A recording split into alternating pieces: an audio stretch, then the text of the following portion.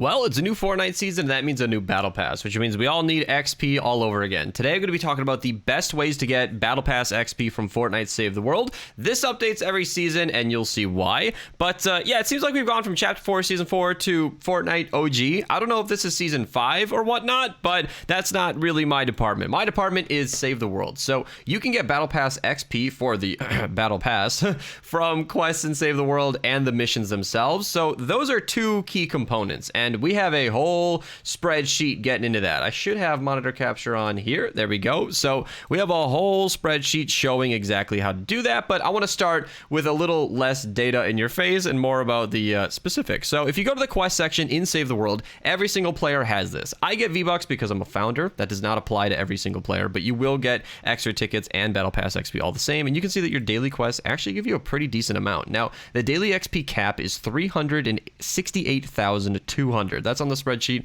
It's linked down below. Last time there were a couple of mistakes on the sheet, and that does get updated, but whatever I show in the video is permanent. So just check the description down below for the link to the spreadsheet. That'll give you the proper information. But we have the different challenges here, and as you do pretty much any quest in Save the World, almost any quest, you can get this Battle Pass XP. Not every, but most of them give it, and that's what we're focusing on. That is not reflected in the spreadsheet. However, as you just sort of play Save the World at any power level, I should say that early and say it now, power level does not have any impact on how much XP you get. It's just completely what mission you run and everything else that's being shown. And on that note, I should show the sheet. This is going to be a light mode situation, so if you're in a dark room, be ready for this to go full screen. Here's what we got. So this is every single mission that's worth talking about. I skipped pretty much every mission that didn't give any notable amount of XP. This is how much XP that mission gives, and then there are various bonuses. I can explain them specifically, but just as an example, I mean, some of them are different, and the one example is like Ride the Lightning. I don't know where it is, but Ride the Lightning, basically you get an XP bonus for the first wave, which is like 3 or 4 minutes, then the second wave, which I think is 3 minutes. So you just get extra XP for each, and then in the lab you get like extra XP for every floor that you clear, and it just gives you more and more and more. Then badges are basically what you unlock when you play the mission. So your combat, your utility, like how much you built, how much of the map, like whether or not you explored it or not, these all affect it. And it seems like this season that has shifted to 2,000 XP per badge. This is what I was talking about. This XP amount changes every single season. So does the XP bonus, so do the badges. Thank you so much, Archer, for compiling this data every single time. I am in a hotel room because I'm on vacation right now. And even when I'm home, he usually covers this before I'm even awake. So huge shout out to him. His code is Archer_Uwu. If you want to like support his support a creator, I would really appreciate giving him some support there, because it's a lot of work to go through this entire JSON file of the mission XP, and it's very tedious for me, and he seems to not have a problem with it. Then some missions have a speedrun bonus, which is cool, and then finally, the most interesting, we have the total XP. I know my code Mista there is kind of covering it. Again, this link is down below if you guys want to dig into it, but you can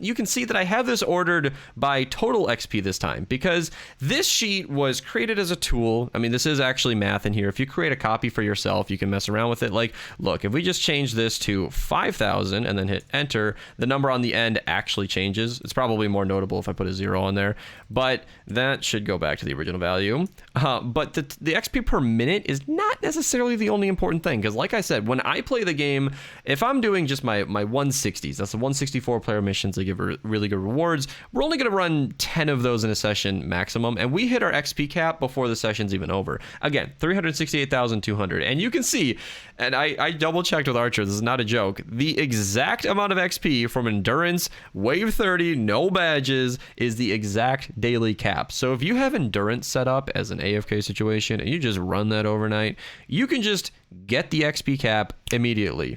And that's great for those who have that. I have never loved Endurance because it's boring to run, but you don't need to be there if you have it set up for AFK. Now, if you highlight K and sort by XP per minute, you can see the lab dungeon apparently is the best. Now, these time to complete, I kind of skipped over this, is an approximation. I have about 7,000 hours in this game, so I have what I think is a pretty strong opinion on how long these missions should take. However, your comfort with the game, your experience with the game, your power level, if you're running with teammates, if you're lucky or not, you can see how many fingers I have up here, will impact this time to complete. The lab is kind of complicated. If you're going through it at a higher power level and you're inexperienced and you're confused because it's a confusing level, that could easily take 12 minutes. And just like that, the lab is no longer the best mission in the game to run. 6 or 7 minutes is a pretty good approximation. This is 6. I don't believe that. If I put in 6 here, then it's like super low power level with a ton of practice. This is why I encourage you guys to click the link in the description. Make a copy for yourself. Just go to File right here, File, make a copy, and mess around with the time to complete because you know you best. You know, like in my opinion, I think 9 minutes for a Category 4 mission is doable if you know what you're doing and you get lucky with Blue Glow. But you might not get lucky with the Blue Glow. Sometimes category missions or even like Ride the Lightning can hide from you. I have personally uncovered what I thought was the entire map, spent 10 minutes looking for this damn van, me and 3 other people, and not seen it. Sometimes Ride the Lightning can go from, what do we got here, an 8-minute mission to an 18-minute mission, and you can see your XP per minute tanks.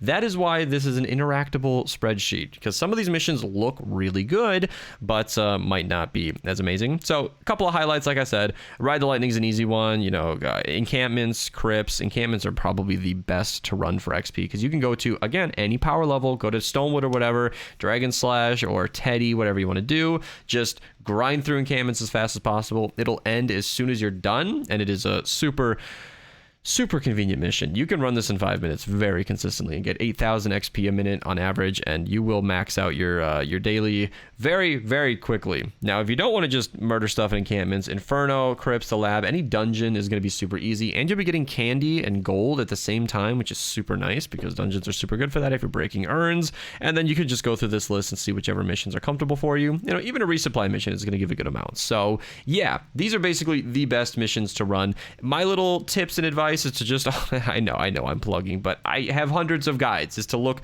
through my channel. If I mention stuff that's like confusing, you could just type in Teddy. You might want to have to actually spell that one right. You'll get Teddy loadouts. This one's labeled Ventures Teddy loadout, but this is any season, it'll work. Horde mode Teddy loadout will work just fine. If you're interested in that Dragon Slash I mentioned, you can just search channel right there, and there. I could probably link those down below, but I want you guys to know that like all sorts of builds work for this, and whatever you're comfortable with is whatever is going to be best for you. In fact, there are situations like Retrieve the Data. You can just look up in the air, find the balloon immediately, run straight to it, so it takes away that RNG. Then you can set up a basic defense, put 4 walls down, and a constructor. You don't even need an offense build. If you're doing this in a low power level mission, it'll just happen, and then you'll get a ton of XP while you're at it, and it's a really great deal. And while you're running those easier missions, if you are strictly just trying to farm XP, it's always good to be mindful of what kind of quests you have. You know, your daily quests, like right here. I have 66,000 Battle Pass XP just waiting. Again, of course, I haven't completed these because I am on vacation, but you should look through your different quests and Ventures. I'm done with Ventures, so I can't show the quest, but I mean, Ventures is great to do. You get quests, Battle Pass XP from those Ventures quests as you go along, and Ventures has a ton of other rewards. I'll link my Ventures rewards video down below, and that will get into far more information about Ventures itself, including a guide on how to get XP fast. So if you want to head over to that video, it'll be up here on the end screen here if you want to check it out. If you got all the information you needed, then great, I'm happy. So yeah, enjoy the new season, enjoy your completed Battle Pass, at least aided with Save the World, and have a nice day.